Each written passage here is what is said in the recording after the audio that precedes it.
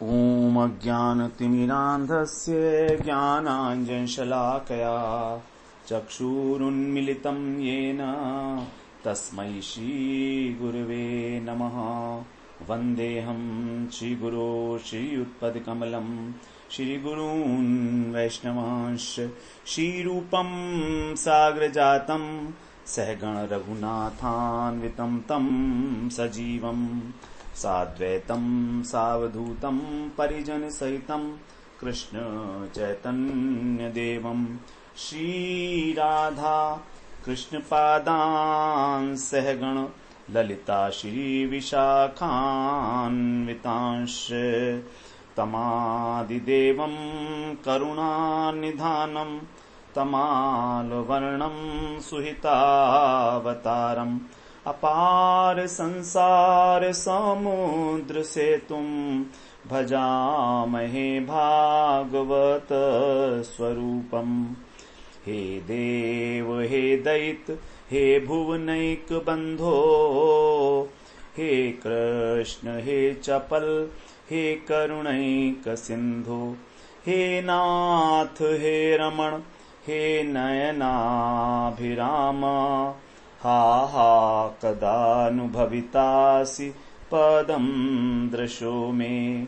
श्री कृष्ण चैतन्य प्रभो नित्यानंद श्री अद्वैत गदाधर शिवसदी गौरभक्त वृंद। हरे कृष्णा कृष्णा कृष्णा हरे हरे हरे राम राम राम हरे हरे। हरे कृष्णा। सर्वप्रथम मैं अपने गुरुपाद पद्म ओम विष्णुपाद अष्टोत्तर शत श्रीमद भक्ति वेदांत माधव गोस्वामी महाराज के चरण कमलों में अनंत कोटि दंडवत प्रणाम ज्ञापन करता हूँ। हम लोग श्रीमद भागवत पुराण में सप्तम स्कंध का श्रवण कर रहे हैं, जिसमें जब सभी देवता इत्यादि भगवान नरसिंह भगवान की स्तुति कर चुके, ब्रह्मा शिव इंद्र यक्ष किन्नर विद्याधर सिद्ध चारण सभी, तो भगवान तब भी प्रसन्न नहीं हुए। तो फिर ब्रह्मा जी ने प्रहलाद जी को भेजा और प्रहलाद जी जाकर उनकी गोदी में बैठ गए और प्रहलाद जी ने वहां पर बड़ी सुंदर स्तुति की है भगवान की।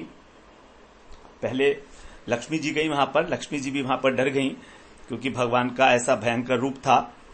तो उसके बाद फिर जब प्रहलाद जी गए हैं तो वहां पर प्रहलाद जी तो बिना भयभीत बिल्कुल भी नहीं है, और भगवान ने जब देखा कि एक छोटा बालक मेरे चरणों में प्रणत है, मेरा भक्त है, तो उनको उठाकर बड़े प्यार से अपनी गोदी में बिठा लिया और फिर प्रहलाद जी जो है स्तुति कर रहे हैं भगवान की।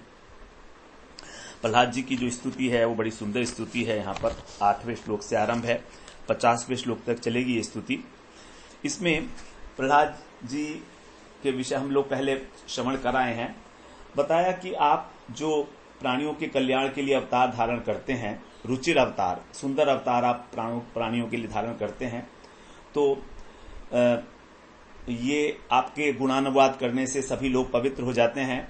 और अब आप क्रोध कर रहे हैं, इसकी कोई आवश्यकता नहीं है, क्योंकि जैसे सांप बिच्छू मरते हैं तो जो साधु पुरुष हैं वो भी प्रसन्न हो जाते हैं सांप बिच्छू के मरने से। उसी प्रकार से ये जो असुर है हिरण्यकशिपु, ये मर गया है, अब अच्छी बात है। और आपके शरीर के ऊपर जो इसके खून की बूंदें पड़ी हुई हैं, आपने इसकी आंतों की माला बनाकर पहन रखी है, आपके बड़े बड़े नाखून कान दांत हैं, सब बड़ा भयंकर रूप है, लेकिन मुझे आपसे डर नहीं लग रहा है। यदि मुझे डर लगता है तो केवल संसार सागर से, इस भयंकर काल चक्र से जिसके अंदर हम पिस रहे हैं, इससे बचने के लिए मैं अब आपके चरणों में आया हूं। आप मुझे अपने चरणों में कब बुलाएंगे, यही मुझे प्रतीक्षा है कि कब मुझे आप अपने चरणों की सेवा देंगे। संसार के अंदर तो संयोग वियोग की आग लगी हुई है, संसार दावानल। यदि कोई प्रिय वस्तु का वियोग हो जाता है तो हम शोकातुर हो जाते हैं, और यदि अप्रिय वस्तु का संयोग हो जाता है तो भी शोक हो जाता है। तो जन्म जन्म में हम लोगों का हृदय जो है जलता रहा है, और इसकी जो दवाई हम करते हैं, इसकी जो औषधि है वो भी दुख है। तो दुख को दूर करने के लिए दुख रूपी दवाई को लेने का तो कोई औचित्य नहीं है। तो इसकी वास्तविक दवाई तो आपके चरणों की सेवा है। तो आप उसी सेवा का मुझको दान दीजिए और आपके जो भक्त हैं, ब्रह्मा जी इत्यादि, आपकी लीलाओं का गान करते हैं, तो वे जब आपकी लीलाओं का गान करते हैं तो मुझे उनका संग मिले और मैं आपकी इसी प्रकार की लीला कथाओं का गान करता हुआ, मुझे विश्वास है कि मैं बहुत आसानी के साथ इस संसार की कठिनाइयों से पार हो जाऊंगा उनके संग में। तो जब मुझको महापुरुष का संग मिलेगा, साधु का संग मिलेगा, और कह रहे हैं यदि आप किसी की उपेक्षा कर दें तो उसकी रक्षा तो कोई भी नहीं कर सकता, उसके माता पिता भी उसकी रक्षा नहीं कर सकते, और समुद्र के अंदर चाहे नाव मिल जाए तो भी उसकी रक्षा नहीं की जा सकती। तो जिसके फेवर में आप नहीं हैं, जिसको आपने त्याग दिया है, उसकी तो कोई भी रक्षा नहीं कर सकता है। फिर आगे 20वें श्लोक में बड़ी सुंदर बात बताई कि आप सर्व रूप हैं, ये जो जगत है ये आपका ही स्वरूप है, इस आपके अतिरिक्त कुछ नहीं है, क्योंकि सब कुछ तो आपसे ही है, आप में ही है, आपके कारण ही है। तो यहां पर विभक्तियों का बड़ा सुंदर प्रयोग किया गया है। संस्कृत में जो विभक्तियां होती हैं, कर्ता, कर्म, करण, संप्रदान, अपादान, संबंध और अधिकरण, ये 7 विभक्ति हैं। प्रथमा, द्वितीय, तृतीया, चतुर्थी, पंचमी, षष्ठी और सप्तमी। यहां पर पढ़ा है यस्मिन। यस्मिन का मतलब है जिस आधार में, यहां पर अधिकरण है, सप्तमी विभक्ति है। यतः, जिस निमित्त के कारण, जिस निमित्त से, अर्थात पंचमी विभक्ति है जो अपादान कारक है। येन माने जिन उपकरणों के द्वारा, यहां पर तृतीया विभक्ति करण। उसके बाद यस्य, जिस जीव का, यहां पर सप्तमी षष्ठी विभक्ति है संबंध कारक। उसके बाद यस्मात्, जिन साधनों से, यहां पर भी तृतीया विभक्ति आ गई। यस्मयी, जिस प्रयोजन के लिए, यहां पर चतुर्थी संप्रदान कारक। उसके बाद यथा, यहां पर भी फिर हमारी तृतीया विभक्ति आ गई, जिस विधि से। और यतः, यत माने जिस कारण से, यहां पंचमी आ गई। तो तीसरी, चौथी, पांचवी, छठी, सातवीं सभी विभक्तियां यहां पर उनका प्रयोग किया गया है। यतः भावः करोति, यतः भावः करोति, जो भाव उत्पन्न होते हैं। तो भाव जो है यहां पर ये हो गया हमारा द्वितीय विभक्ति, कर्म हो गया। तो अथवा ये भाव उत्पन्न होते हैं अथवा रूपांतरित होते हैं, वो सब आपके द्वारा ही, आपका ही स्वरूप है, आप ही करता है वास्तव में, और कोई नहीं है। ये सब आपकी प्रेरणा है कि अनेक अनेक प्रकार से जो है चेष्टाएं की जा रही हैं सभी के द्वारा। बड़ा सुंदर यहां पर भगवान का सर्वात्मक रूप जो है अनेक संस्कृत में विभक्तियों के माध्यम से गाया है प्रहलाद जी ने। यस्मिन् यतो यर्हि येन च यस्य यस्मात् यस्मै यथा यदुत यत्स्वपरः परो वा भावः करोति विकरोति पृथक् स्वभावः संचोदितस्तदखिलम् भवतः स्वरूपम्। अब आज हम 21वें श्लोक में प्रवेश करते हैं। प्रहलाद जी कह रहे हैं, माया मनः सृजति कर्ममयं बलीयः कालेन चोदित गुणानुमतेन पुंसः छन्दोमयं यद् जयार्पित षोडशारम् संसार चक्रमज कोतितरे त्वदन्यः। बड़ी भावपूर्वक स्तुति है, इसको हम उसी भाव से सुने जो प्रहलाद जी के हृदय के अंदर है। थोड़ा सा उसका अंश लेते हुए कह रहे हैं, पुंसः अनुमतेन, पुंसः माने पुरुष, तो पुरुष की अनुमति से, अर्थात भगवान की अनुमति से, परम पुरुष तो भगवान ही है। कालेन चोदितः, काल के द्वारा प्रेरित होकर, चोदित का मतलब होता है प्रेरणा देना। क्योंकि क्या होता है, प्रकृति के अंदर जो क्षोभ उत्पन्न होता है, जब भगवान ईक्षण करते हैं तो काल और स्वभाव, ये 2 कारण है क्षोभ उत्पन्न होने के। अर्थात प्रकृति का जो स्वभाव है वही इस प्रकार का है कि उसमें क्षोभ उत्पन्न हो, नंबर 1। नंबर 2, जैसे जैसे काल चलता है, जैसे जैसे काल बीतता है, वैसे वैसे प्रकृति के अंदर अनेक अनेक प्रकार के विकार उत्पन्न होते चले जाते हैं।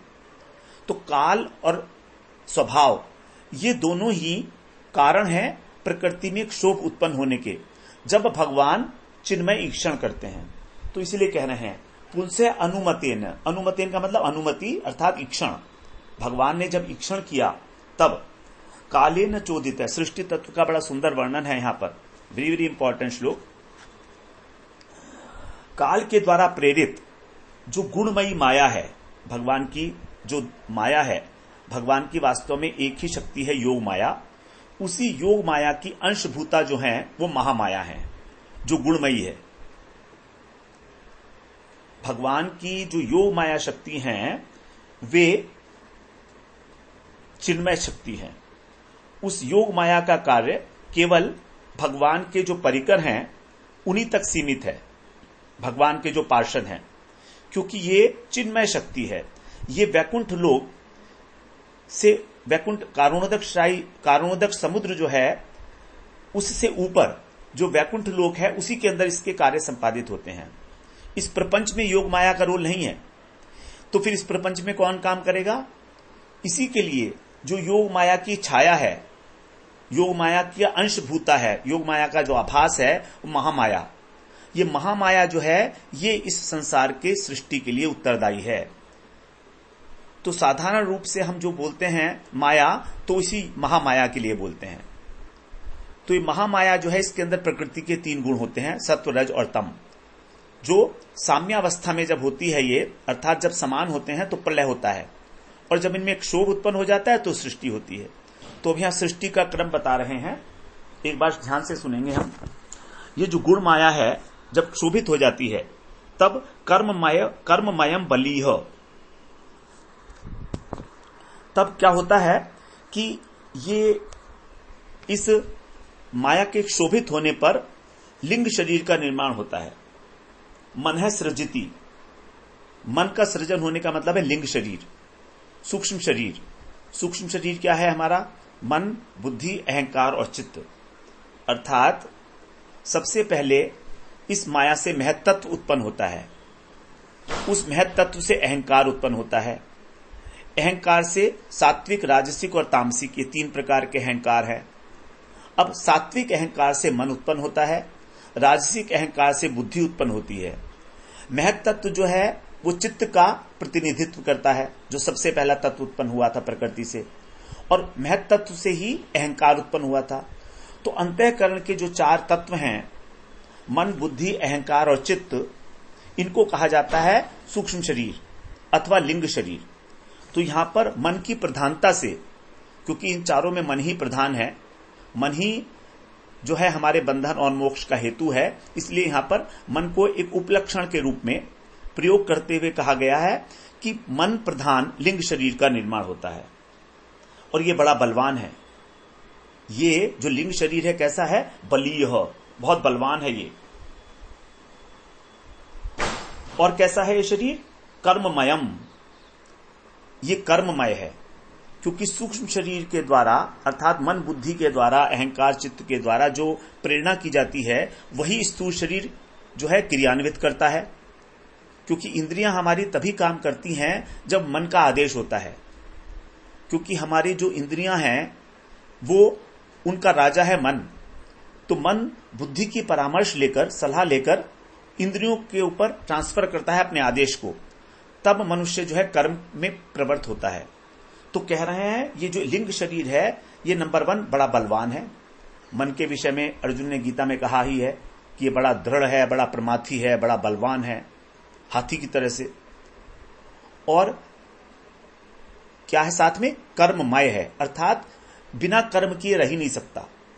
कर्ममय, मय शब्द जो है ये बना है मट धातु से, जो मट प्रत्यय है, धातु नहीं प्रत्यय है ये। तो प्रत्यय जोड़ा जाता है जब कर्म में, तो मय का अर्थ है प्रचुरता, बहुत अधिक, अतिशयता। तो बिना कर्म के कोई भी जीव, कोई भी प्राणी रह ही नहीं सकता है, इसलिए कहा गया ये कर्ममय है।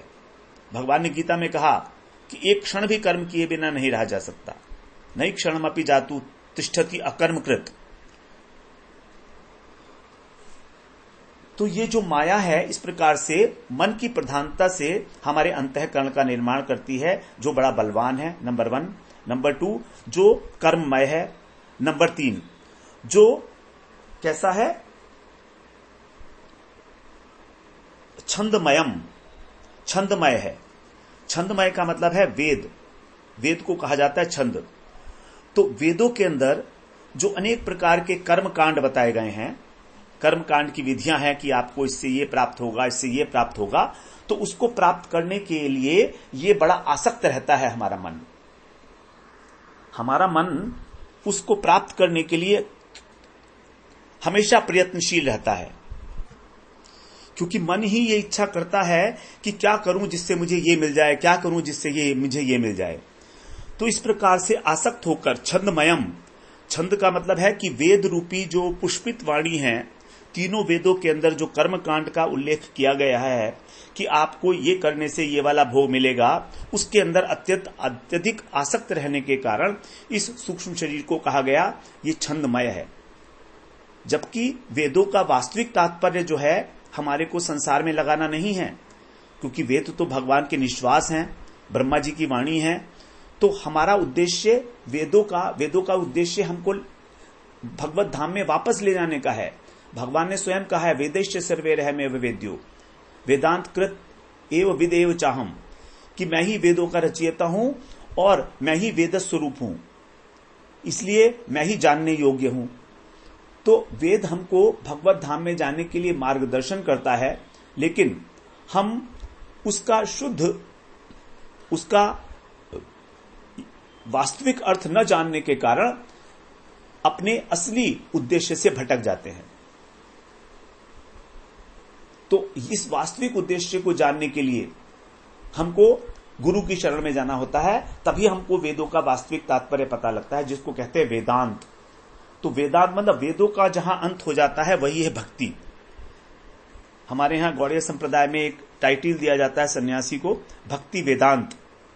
तो ये बड़ा अजीब लगता है, भक्ति और वेदांत।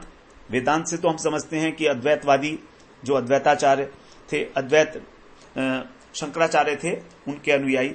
लेकिन यहां पर देखिए कितनी सुंदर तरीके से वेदांत के अर्थ को बताया गया है कि यही भक्ति है।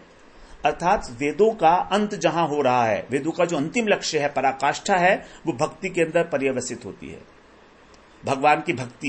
क्योंकि भगवान की भक्ति करके ही हम भगवान के धाम में जा सकते हैं। वेदों में अनेक प्रकार के आदेश दिए गए हैं, तो जिस प्रकार का जिसका स्वभाव है वो उसी प्रकार के आदेश को ग्रहण करता है।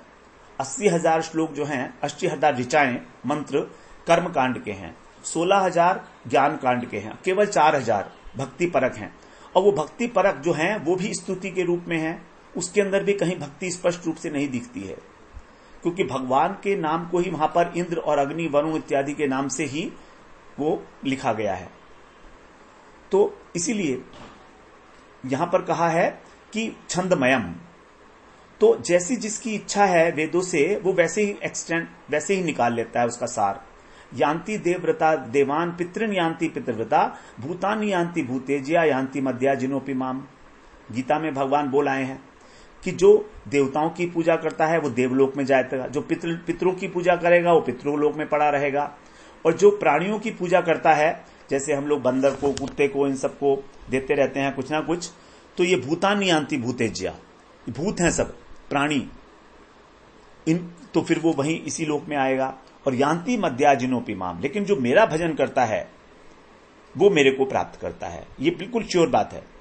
यान्ति मध्या जिनोपि माम, वो मुझे ही प्राप्त करता है। अपी का अर्थ यहां पर ही है। तो इस प्रकार सबसे पहले भगवान की अनुमति से, भगवान की प्रेरणा से मया अध्यक्षेण प्रकृति सूयते सचराचरम। भगवान कह रहे हैं गीता में कि मेरी अध्यक्षता से ये प्रकृति जो है चराचर जगत को प्रकट करती है। तो यहां कह रहे हैं कि इस प्रकार से भगवान के अनुमोदन से, भगवान के इच्छा से ये माया सबसे पहले मन की प्रधानता वाला लिंग शरीर उत्पन्न करती है, जो नंबर 1 बहुत बलवान है, नंबर 2 जो कर्ममय है, नंबर 3 जो छंदमय है। इस प्रकार का बलवान शरीर है। और यही जो मन है, ये इसके अतिरिक्त फिर जो राजसिक अहंकार है उससे 5 ज्ञानेंद्रियां, 5 कर्मेंद्रियां उत्पन्न होती हैं। उसके बाद फिर जो तामसिक अहंकार है उससे 5 महाभूत और 5 तन्मात्राएं उत्पन्न होती हैं। तो इस प्रकार से जब हम 5 ज्ञानेंद्रियां, 5 कर्मेंद्रियां इनको जोड़ते हैं 10 आता है। उसके बाद फिर हम 5 तन्मात्राओं को जोड़ लेते हैं, तो 5 तन्मात्रा हो गई, विषय हो गई, 15 हो गए। अब एक मन हो गया 6, ये 11 नहीं, 5 5 5 और 1 16 हो गए। तो ये जो 16 विकार हैं इस प्रकृति के अंदर जो उत्पन्न हुए हैं, इसको कहा गया ये विकार है आरे अरम। जैसे एक गोल चक्कर होता है साइकिल का पहिया, उसके अंदर जो स्पोक्स होते हैं, उसको बोलते हैं आरे। तो इन आरों वाला, 16 आरों वाला ये जो हमारा लिंग शरीर है, यही संसार चक्र है। इसी के कारण हम इस संसार में भ्रमण करते रहते हैं। इसलिए अब आगे कह रहे हैं, हे अजह अर्थात हे अजन्मा प्रभु, त्वत अन्य, आप तो इससे बिल्कुल पृथक हैं, इसलिए कह अतितरेत, फिर इस माया चक्र को कौन पार कर सकता है? तो आपसे भिन्न रहकर यदि आपकी शरण ना ली जाएगी तो फिर इस मन रूपी संसार चक्र को ऐसा कौन है जो पार कर सकता है? यदि हम आपसे पृथक रहेंगे, आपसे अलग रहेंगे, आपकी सेवा नहीं करेंगे, तो मुझे तो यही समझ में आता है कि केवल आपकी सेवा के द्वारा ही, आपसे युक्त होकर ही हम इस संसार चक्र से परे हो सकते हैं, क्योंकि आप इस माया से अत्यंत परे हैं। ये माया के 3 गुण जिनसे ये विकार उत्पन्न हुए हैं, ये आपको स्पर्श भी नहीं कर सकते। बड़ी सुंदर बात यहां पर बताई है सृष्टि तत्व के विषय में। हमारा जो कर्तापन और भोक्तापन का अभिमान है, वो केवल इसीलिए है कि हम अपने को कर्ता मानते हैं। ये कर्तापन का अभिमान, जो कृतत्व है, ये वास्तव में जो हमारा सात्विक अहंकार है, जिससे हमारे मन की सृष्टि हुई है और 10 इंद्रियों के अधिष्ठात्र देवताओं की सृष्टि हुई है, ये सात्विक अहंकार का लक्षण है कृतत्व। राजसिक अहंकार अर्थात इंद्रियां, जिनके द्वारा अनेक प्रकार के कार्य संपादित किए जाते हैं, उसका एक लक्षण है, उसको बोलते हैं कर्णत्व। कर्णत्व का मतलब जिसके द्वारा कार्य किया जाता है। कृतत्व का मतलब जो कार्य करता है। और जो तामसिक अहंकार है, उसका लक्षण है कार्यत्व, जो कार्य किया जा रहा है। तो जितने भी कार्य हो रहे हैं, वो सब के सब यद्यपि हो तो रहे हैं प्रकृति के द्वारा, क्योंकि प्रकृति के ही सब विकार हैं ये, लेकिन हम अज्ञानवश ये मान बैठते हैं कि हम कर्ता हैं, जबकि कर्ता हम नहीं हैं। यदि इस चार्ट के अनुसार देखा जाएगा तो कृतत्व जो है वो सात्विक अहंकार का लक्षण है। सात्विक अहंकार में मन है और इंद्रियों के देवता हैं। अब इंद्रियों के देवता जो 10 देवता हैं वो कार्य कर रहे हैं, हम नहीं कर रहे हैं। और मन ये मान लेता है कि ये कार्य मैं कर रहा हूं, अर्थात आत्मा कर रही है, क्योंकि मन की बड़ी निकटता है आत्मा के साथ। अंतःकरण हमारा बड़ा सन्निकट है आत्मा के पास, इसीलिए आत्मा में आरोपित कर लेता है ये मन इस कृतत्व की भावना को। यद्यपि ये कर्म हम नहीं कर रहे हैं, हमारी इंद्रियों के अंदर जो देवता बैठे हैं वही ये कार्य कर रहे हैं, हम नहीं कर रहे हैं, वरना उनको बिठाने की क्या जरूरत थी। हमारे हाथ के देवता इंद्र हैं, हमारे पैर के देवता वासुदेव उपेंद्र हैं। इसी प्रकार से हमारी 10 इंद्रियों के देवता बताए गए हैं। तो वो सब अपने अपने कार्य कर रहे हैं, हम नहीं कर रहे हैं, लेकिन ऐसा लग रहा है कि मैं कर रहा हूं। ये हमारी एक धारणा, मिथ्या धारणा है। तो जब हम इस सृष्टि तत्व को बहुत डीपली एनालाइज करते हैं, तब हमारा एक कर्तृत्व और भोक्तत्व शिथिल हो जाता है। इसलिए सृष्टि तत्व को बार बार श्रवण करना चाहिए, समझना चाहिए, मनन करना चाहिए उसके ऊपर। बड़ा महत्वपूर्ण श्लोक है, हमने इसमें बहुत सारा समय दिया। इसीलिए तो कह रहे हैं कि बिना आपसे युक्त हुए इस लिंग शरीर से, इस संसार चक्र से छूटने का कोई उपाय नहीं है। संसार कुछ नहीं है, वास्तव में ये मन ही है, ये मनोमय संसार है। यहां पर कहा मन रूपी संसार चक्र, मन एव मनुष्याणाम कारणम बंधम मोक्ष। मन ही जो है हमारे बंधन और मोक्ष का कारण है। हमने बस ये मान रखा है कि हम इस संसार में बंधे हुए हैं। यदि हम इस मान्यता को काट दें किसी इससे बड़ी मान्यता के द्वारा, और वो बड़ी मान्यता क्या होगी कि हम भगवान के दास हैं, इस अभिमान में, इस शुद्ध अभिमान में हम प्रतिष्ठित हो जाएं, तो ये जो क्षुद्र भावना है कि मैं संसार का दास हूं, मैं एक तुच्छ प्राणी हूं इस संसार का, इस मिथ्या अभिमान से हमारी मुक्ति हो सकती है। तो ये केवल मान्यताओं का एक खेल है। हम अपनी कन्विक्शन को इतना स्ट्रांग नहीं कर पा रहे हैं कि हम भगवान के दास हैं। यस, हम भगवान के, कृष्ण के नित्य दास हैं। तो ये मान्यता अगर हमारे हृदय के अंदर 24 आवर्स रह जाए तो हमारा काम हो जाएगा। हमारा जो झूठा अहंकार है, फिर हमारे जितने भी एक्शंस हैं वो सब कृष्ण के लिए होंगे।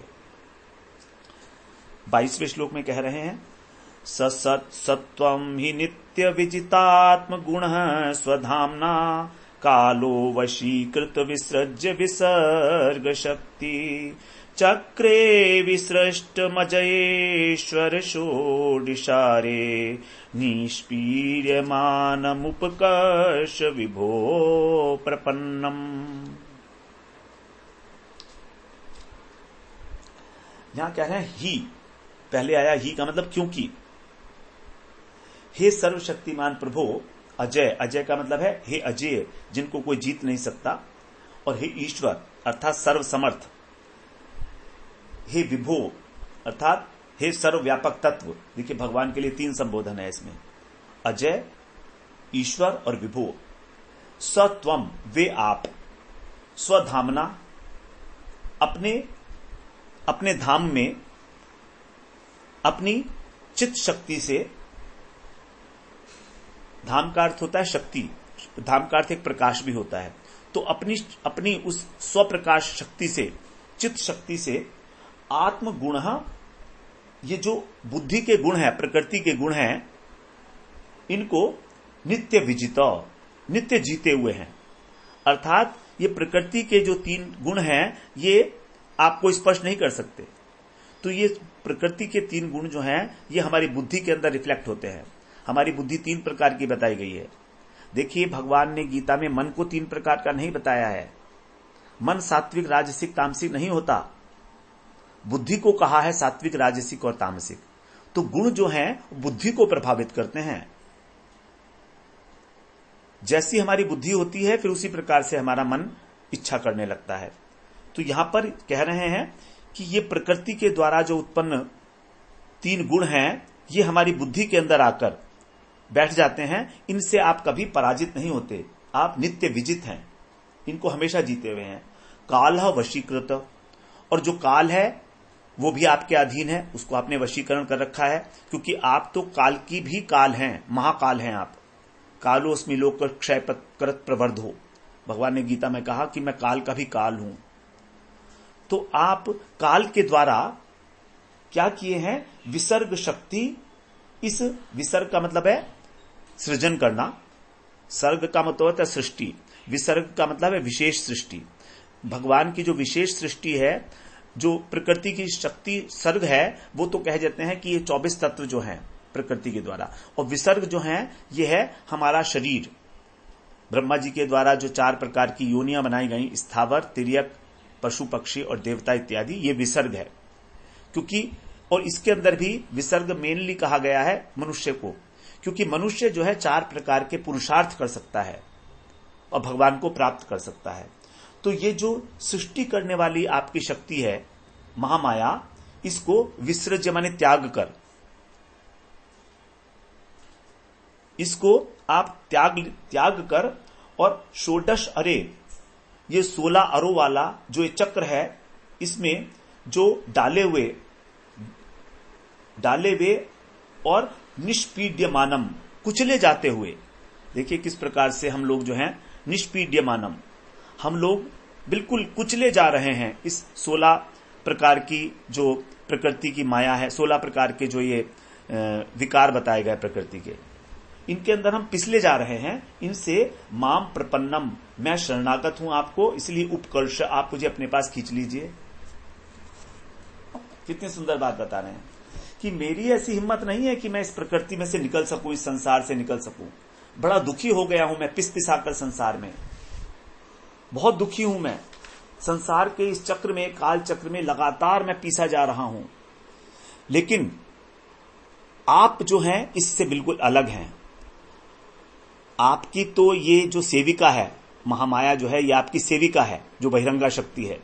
तो आप ही इससे मुझे उभार सकते हैं, क्योंकि आपने गीता में कहा है मामेव ये प्रपद्यन्ते माया में ताम तरंती ते, कि जो मेरी शरण में आते हैं उन्हीं को मैं इस माया रूपी भव सागर से, जो दुरत्याया है, इससे जो 3 प्रकार के तापों को हमारे ऊपर थोपती है, आध्यात्मिक, आधिदैविक और आधिभौतिक, जिसके अंदर संसार दावानल बना हुआ है, दावानल का मतलब होता है जंगल की आग।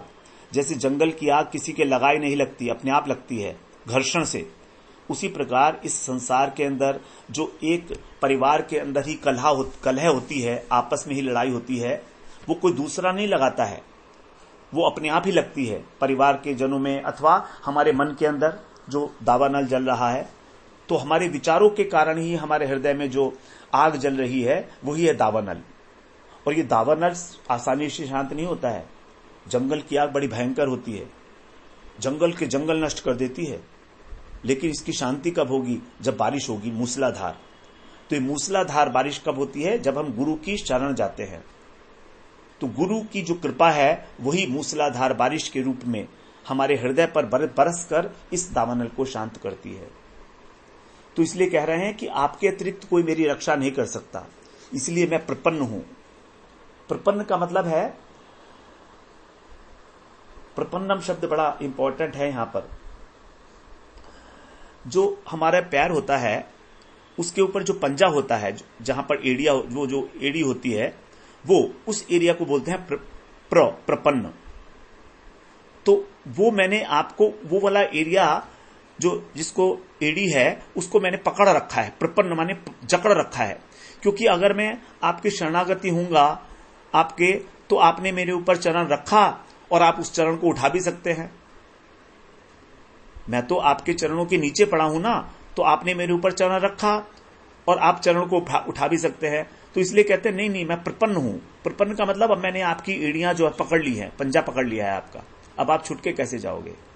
भक्त की भी बड़ी विचित्र बातें हैं। तो ये प्रपन्न है, निष्पीड्यमानम, और मैं तो कुचला जा चुका हूं, पिस रहा हूं, जिसको पहले कहा उन्हें चर्वित चर्वणा नाम। इस संसार के भोगों में जो चबाया हुआ है उसी को चबाते चबाते अंधा यथा अंधई उप्रिय माना। अंधा जो है जैसे अंधे को रास्ता पार कराता है, उसी प्रकार से मैं बार बार इस जगत के अंदर पुनः पुनः पीसता जा रहा हूं। इसलिए मैं अब पूर्णतः आपकी शरण में आ गया हूं और आप अब मुझे मुक्त करिए, मेरी रक्षा करिए आप। बड़ा सुंदर निवेदन है प्रहलाद महाराज का। कभी हमारे मन में ऐसी बात आए कि हम भी भगवान के इस प्रकार से शरणागत हों।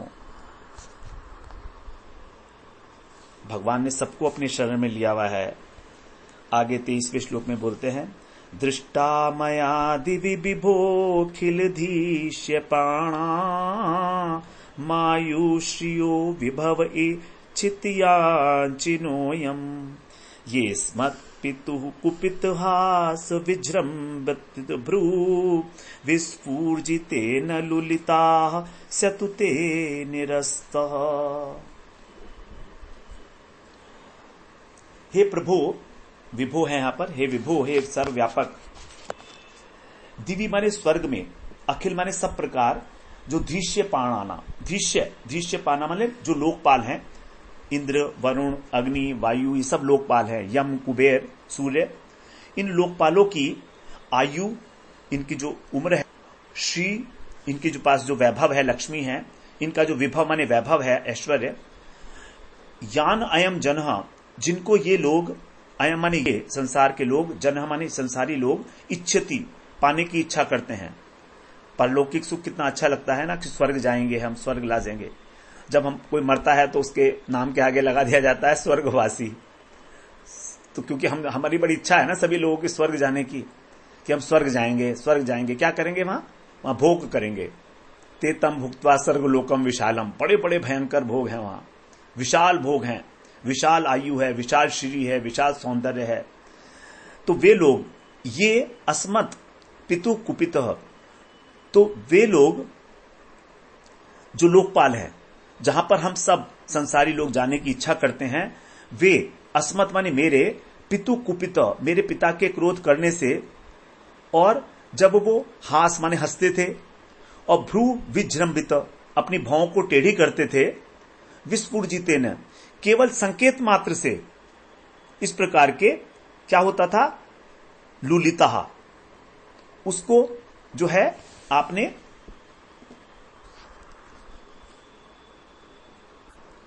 वो जो संपत्ति है, वो जो वैभव है, ऐश्वर्य है, वो लुट जाता था।